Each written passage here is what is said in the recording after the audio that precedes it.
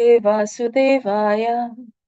Om Namo Bhagavate Vasudevaya. Om Namo Bhagavate Vasudevaya. Narayanam Namaskritam Naram Chaiva Narottamam Devim Saraswatim Vyasam Tato Jayamudiraye. Rashtraprayeshu Abhadreshu Nityam Bhagavata Sevaya. Bhagavati Uttama Shloke Bhaktir Bhavati Naishtaki. Krishnaya Vasudevaya Devaki Nandanaya Cha Nandagopa Kumaraya Govindaya Namo Namaha. Namo Pankajanaphaya Namo Pankajamaline Namo Pankajanetraya Namaste Pankajangrehe. Hare Krishna. So today we are reading from Canto 3, which is the status quo, chapter 17, which is victory of Hiranyaksha over all the directions of the universe. And we'll be reading text 17 today. We have that on the screen. Divi sprishau hema kirita kotibhi niruddha kashtau spuradangada bhujau gam kam payantau charane pade pade katya sukanchya charkam atitya tashtatu. So, word for word. Divi sprishau, touching the sky. Hema, golden.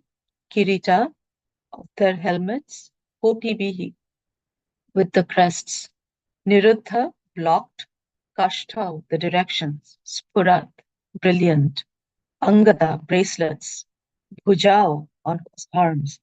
Gam, the earth. Kampayantau, shaking. Charane, with their feet. Pade pade, at every step. Katya, with their waists. Sukanchya, with beautiful decorated belts. Arkam, the sun. Aditya, surpassing. Tashtatu, they stood. Translation and purport by His Divine Grace Srila Prabhupada Ki Jai.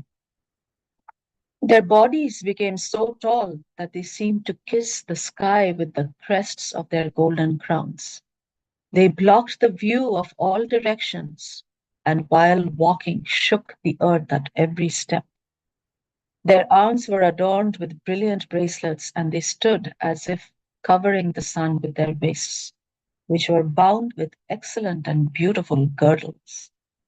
Purport: in the demonic way of civilization, people are interested in getting a body constructed in such a way that when they walk on the street, the earth will tremble, and when they stand, it will appear that they covered the sun and the vision of the four directions. If a race appears strong in body, their country is materially considered to be among the highly advanced nations of the world. So, small purport. We will proceed with the Mangalacharan prayers and then go ahead with some discussion. Om Jnanatirandhasya Jnananjanashalakaya Chakshurunmilitam Yena Tasmai Shri Gurave Namaha. Shri Chaitanya Manobhishtam Sthapitam Yena Bhutale Swayam Rupa Kada Mahyam Dadati Swapadantikam Vandeham Shri Guru Shri Yutapada Kamalam Shri Gurum Vaishnavamscha Shri Rupam Sagrajatam Sahagana Raghunathan Tam Sajivam Sadvaitam Savadutam Parijana Sahitam Krishna Chaitanya Devam Shri Radha Krishna Padan Sahagana Lalita Shri Vishakhanvitamscha He Krishna Karuna Sindhu Dinabandhu Jagatpate Gopesha Gopika Kanta Radha Kanta Namostute Tapta Kanchana Gaurangi Radhe Vrindavaneshwari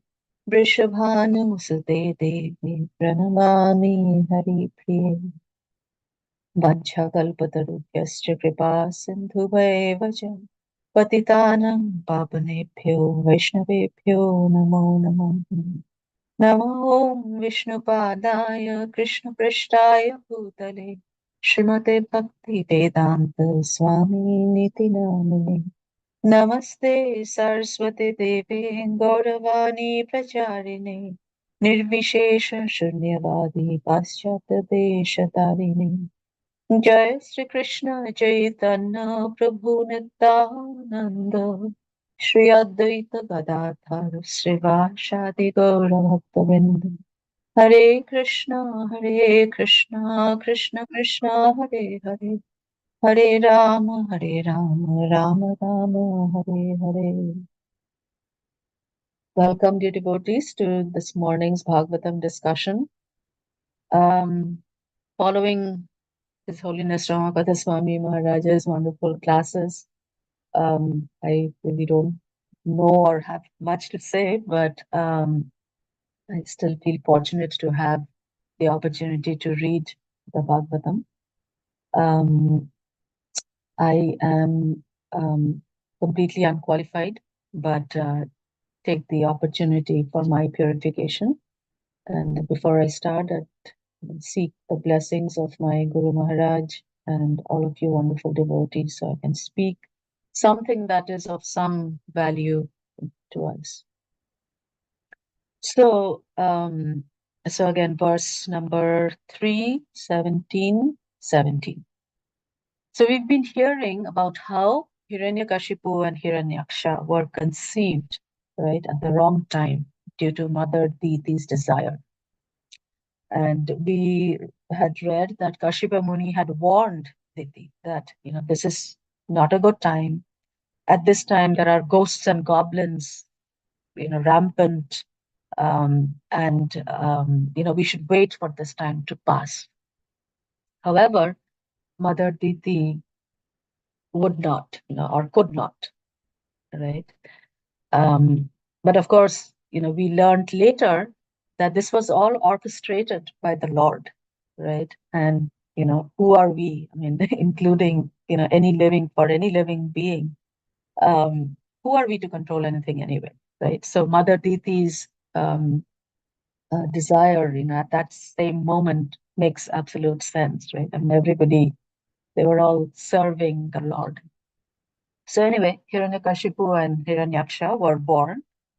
And they were born after Mother Diti had actually retained them in her womb for 100 years.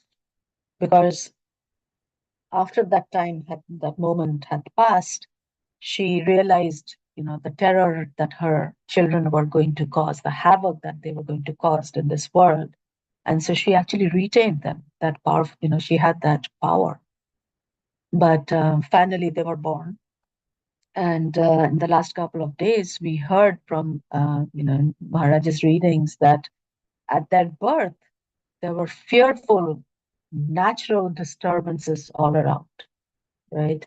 Inauspiciousness, earthquakes, fire, storms. Talks about oceans wailing as if they were in immense sorrow. There's the lotus flowers all withered, jackals were yelling. I mean, I don't know, sometimes I think in villages, I've heard in some very remote villages, actually, even in Mayapur, if you're, living far away, and at night you can hear jackals or yelling, and it doesn't sound good. They vomited fire, dogs were crying. And again, that's another sound. Dogs or cats crying, even in urban situations, it doesn't sound good at all. Asses were going here and there. Then it says the cows started to yield blood instead of milk. And then even the images of gods in temples were shedding tears.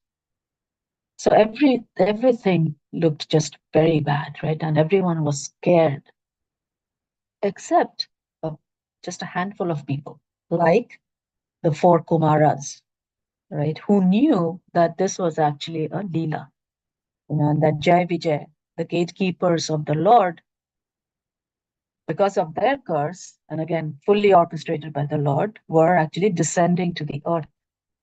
And they were descending to play the role of the Lord's enemy. Because the Lord, again, multiple reasons, one of the reasons being that the Lord wanted to experience Veerras, chivalry. And so all these terrible omens just indicated that these two personalities were going to play their role very convincingly, right? I mean, and we know Ravan, Hiranyakashipu, Hiranyaksha, all of them, Jai Vijay coming multiple times. And they really, played their role to the T, so to say, right? Devotees, after all, true devotees don't do anything half-hearted, right? They're going to do, everything to serve the Lord to the fullest degree. So that's how, it was that Hiranyakashipu and Hiranyaksha were descending on this earth. Now, in yesterday's verse, we heard that these two demons, after they were born, they were starting to grow. And as they grew, they started to exhibit uncommon bodily features. So the last verse said that they began to grow just like two mountains, right? So growing like two mountains. And how far, how did they grow? How much did they grow? That's what this verse is talking about. It says that their bodies became so tall that they seemed to kiss the sky with the crests of their gold crown. Yeah. So, I mean, imagine that. I mean, if you think of, maybe some of the tallest people that you know, or in our younger days, I mean, most of us would have watched the movie King Kong, huge, big form, walking, when it would walk, the ground shook, right? And, things were destroyed in its way. And, in the movies, we've seen the terror, that it caused. So similarly, these two huge giants, right, that seem to touch the sky. And the verse says, here in this third line, Gam kampayan tau charane pade pade. So it says that the earth shook with every step that they took. And then not only height-wise, but also width-wise, they were so big that with their body, they blocked all directions. So, I mean, imagine like a tall wall kind of in front of you where we can't, see beyond. And then, of course, it also says that their arms were adorned with brilliant bracelets and their waists, which covered the sun, had these beautiful golden girdles. So, in a way, it's very poetic, right? And Prabhupada, kind of in his purport, makes it very relevant to us. Right? It says that in the demonic way of civilization, people are interested in getting a body constructed in such a way that when they walk on the street, the earth will tremble. And when they stand, it will appear that they cover the sun and the vision of the four directions.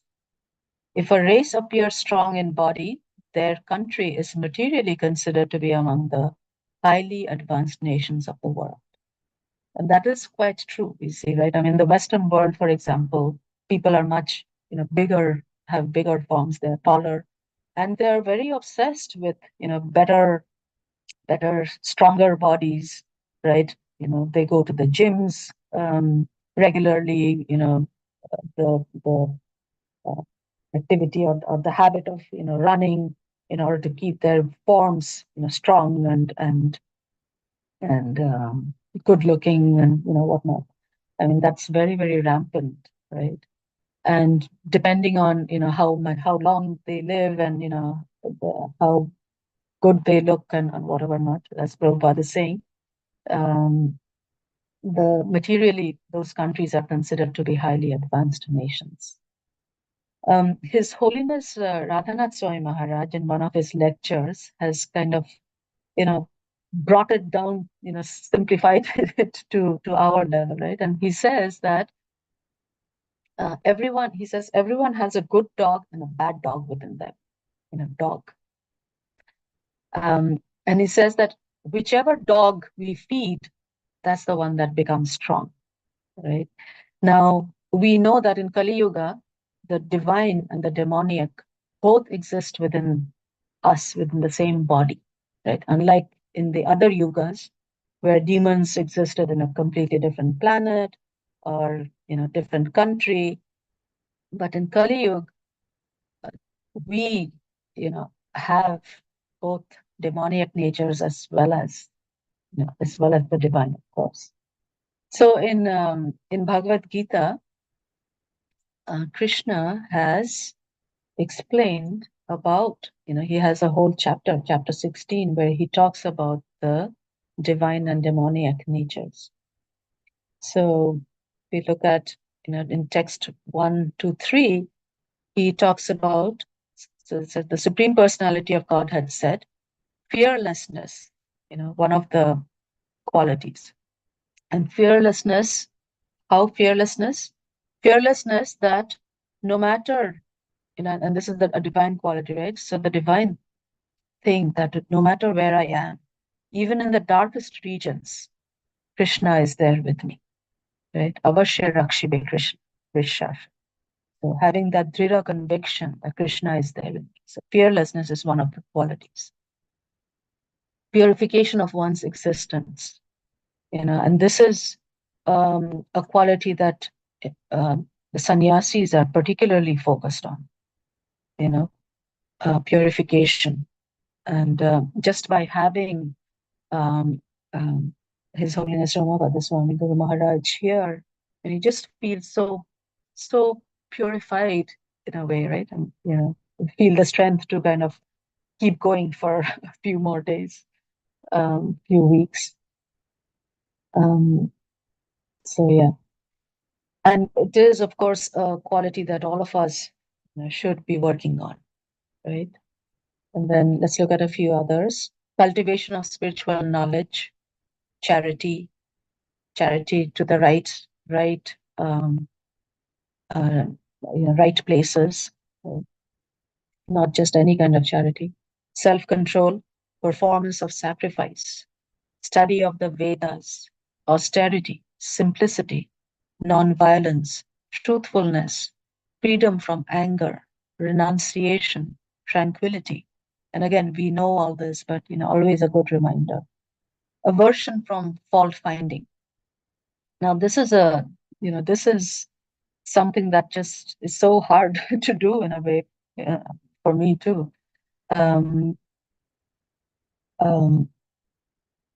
Fault finding is like an easy way to, when we see something wrong, we try to find who did it, right? And what caused it, right? And often we do it without any consideration of that the person who may have made the mistake could have done it because they were having a bad day, or something is troubling them.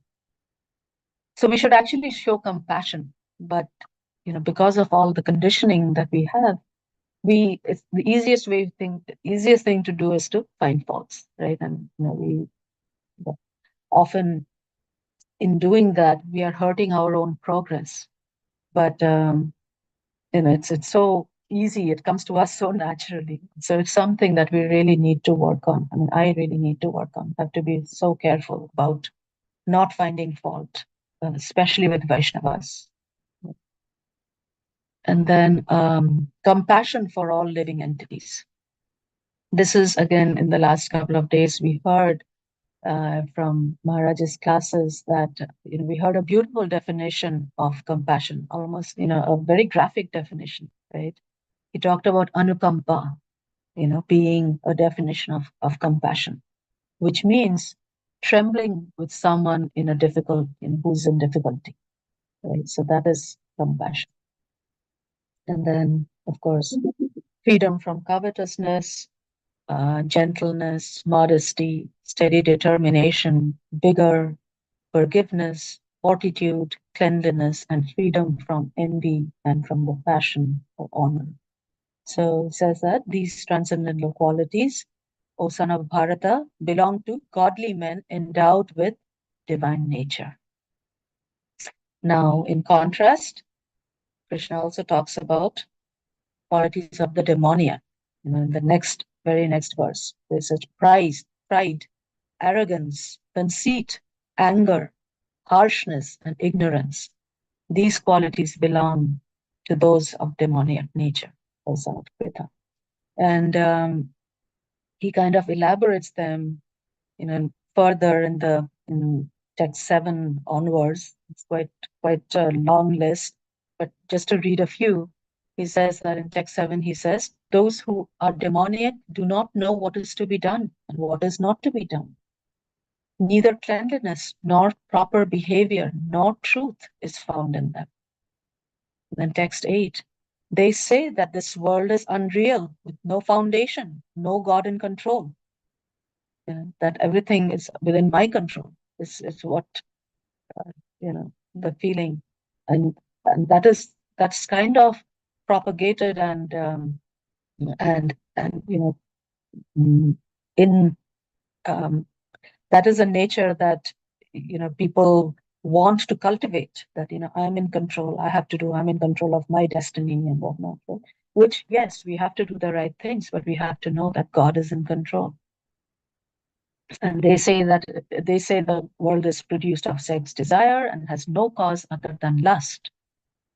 And in text 9, following such conclusions, the demoniac who are lost to themselves and who have no intelligence engage in unbeneficial, horrible works meant to destroy the world.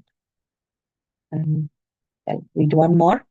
Taking shelter of insatiable lust and absorbed in the conceit of pride and false prestige, the demoniac, thus illusioned, are always sworn to unclean work attracted by the impermanent.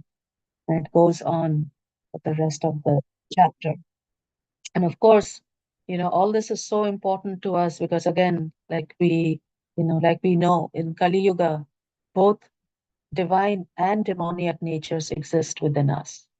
So, it is up to us as to which one we feed, right? Which nature do we feed? Because that's the one that's going to become stronger, like we just talked about. So now, to overcome demoniac nature, there are many prescriptions that have been given, right? Many directions that have been given. For example, samskaras, which are outlined in the Vedic scriptures, which one is supposed to follow. Like Vivaha Samskara, for example, which is it's a whole procedure of a man and woman coming together, but with a certain purpose, right? Create good progeny, purify their existence, and together, achieve the purpose of human life, which is realizing Krishna together, right? Seeing everything in Krishna consciousness, doing everything in Krishna consciousness. And in fact, the priest, through the elaborate mantras that are recited during the marriage ceremony, is supposed to be explaining all of that to the couple, right?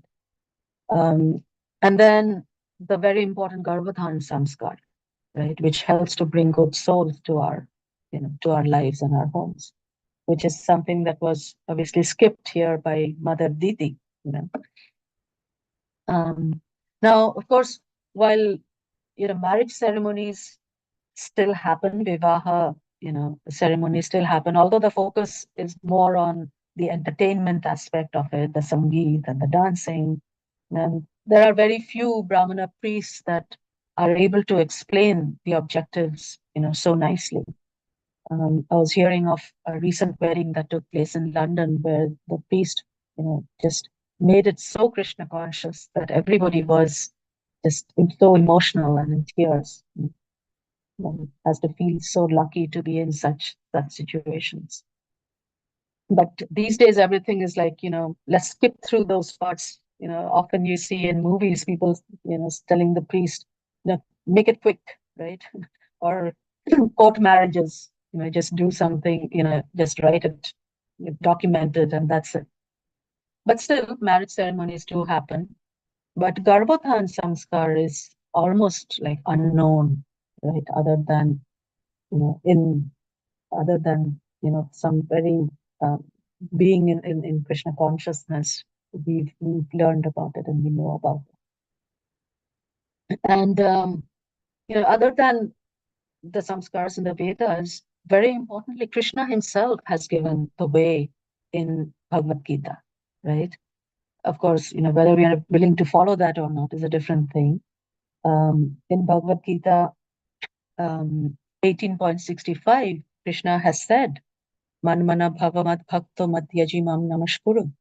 So he says, always think of me, become my devotee, worship me, offer your homage unto me. Then you will come to me without fail. And I promise this. But our minds, right, we are not always thinking of Krishna at all. There's so many things in our mind, even while doing, chanting. I mean, I'm just so terrible at this and so distracted. We are thinking about what delicious meal do we have to cook and eat, or, some new Netflix show or something that everybody is talking about, or need a bigger house, or have to teach my over smart colleague a lesson. So many things that keep coming in our minds. So Prabhupada has said, and in studying all of this, we know that we understand that between the divine and demoniac, if one acts for one's own pleasure, without following the injunctions of the scriptures, that's demoniac. And it's a good way of kind of weighing what we are doing, against the scale, right? And also things that we are doing that are temporary, materialistic, those are demoniac natures. And the activities that we do for the pleasure of the Lord, that follow the scriptures, that are in alignment with the scriptures, following regulations, right? So those are the qualities of divine. And give those spiritual goals, those permanent spiritual goals, things that we do that are going to stay forever, right? The permanent things. That is the divine mentality which we have to try to cultivate. And by Prabhupada and Krishna's mercy, somehow we have come into this movement of Krishna consciousness, where we've at least been able to start out our journey towards overcoming the demoniac nature and somehow nurturing the divine. Yeah. So I'm going to, just one last thing. And I think, having read the poetic description of the demons, I was thinking in contrast, we should at least, as our meditation, we should read or contemplate a little about the contrasting poetic description of the beautiful, most attractive Krishna. So we have something better to meditate on during the day, right? And somehow these verses from Canto 4, chapter 48, chapter 8, verse 48 onwards, these few verses have been talked about in the last 2 Sunday feast programs. Premananda Mataji talked about them, the form of the Lord, and Vamshidhari Prabhu also talked about them. So maybe just once more, so we can really meditate on the form of the Lord as opposed to thinking about Hiranyakashipu and Hiranyaksha's descriptions. So let's quickly read this. So it says, the entire body of the Supreme Personality of Godhead, Vasudeva, is decorated. He wears a valuable jewel helmet, necklaces, and bracelets. His neck is adorned with the Kastuba jewel, and he is dressed in yellow silk garments. Next one. The Lord is decorated with small golden bells around his waist, and his lotus feet are decorated with golden ankle bells. All his bodily features are very attractive and pleasing to the eyes. He is always peaceful, calm, and quiet, and very pleasing to the eyes and the mind. And this last one. Real yogis meditate upon the transcendental form of the Lord as he stands on the whirl of the lotus on their hearts. That's how we need to think about the Lord in the whirl of the lotus on our hearts. The jewel-like nails of his lotus feet glittering. So, and there's a little more, but I'll stop here because it's 8 o'clock and I do have a hard stop. But with that beautiful meditation, and actually there was another one, but I don't have time, in Chaitanya Charitamrita Antya Leela 165. Of course, there are many, many verses describing the Lord, but another one, I'll just leave this here on the screen for a little bit. So with that, I will end today. I'm sorry if I misspoke anything. Maybe 1 minute to add, correct something. Anybody wants to share?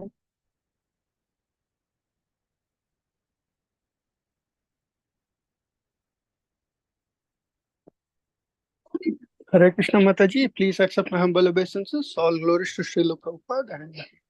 And wonderful, wonderful class today. Lot of details, and I was struggling with one aspect, Mataji, when of course this is all orchestration of the Supreme Lord for a particular purpose, but the explanation that when Diti Mata had her desire, it was said that, hey, this is the time when ghosts and ghouls are going around. The concern is we don't want to invite one of them into the womb. That's the concern. However, there was the higher purpose, and who was invited was actually the two doorkeepers of the Lord. Now the question is, where is the free will in all of this? Because Diti is also not an ordinary person, correct? She's very elevated and she has a lot of knowledge and practice and all of that.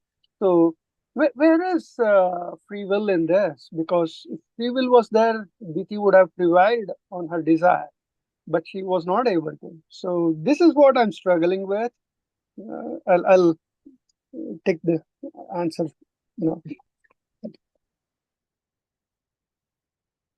Yeah. So, Prabhu, I mean, again, I'm not very qualified to give the answer. And of course, we've been talking about this as well as how Jai Vijay has, done this as a service. I mean, the fact that they were, in a way, punished, depending on the point of view that we see, for doing their own duty. So, free will, I mean, we have free will. However, we talk about, the picture that comes to my mind is about the cow that is tied to the stick, right? There is free will, it can go round, it can go left, it can go right. So there is limited free will. However, the Lord is in control, right? So that's one aspect. The other is, and Diti and Kashyapa Muni, they were all devotees of the Lord. And in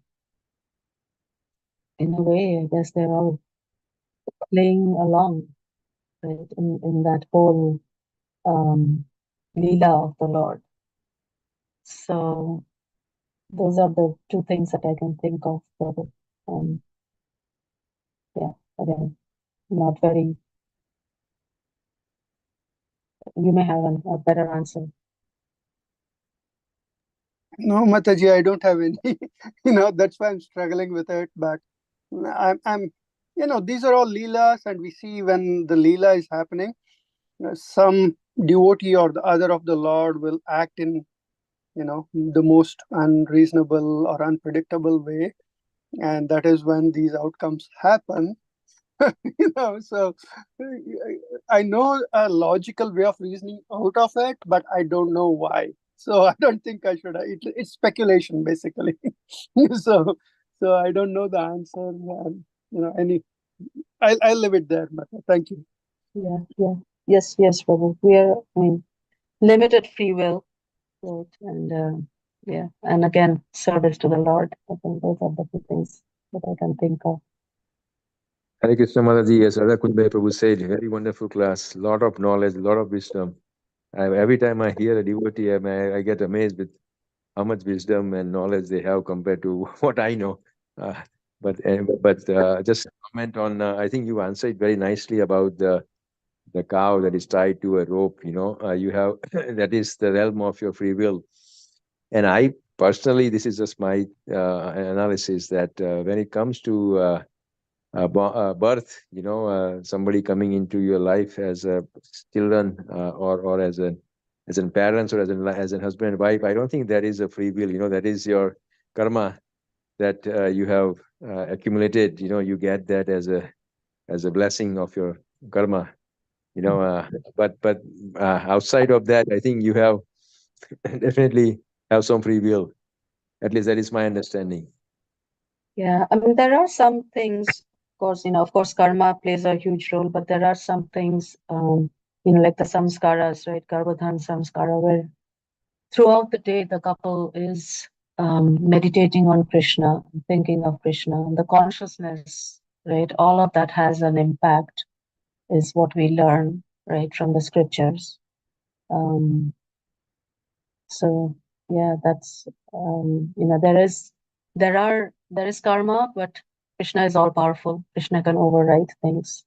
And, that's the faith that we have to develop and inculcate in our children, right, in whatever way we can.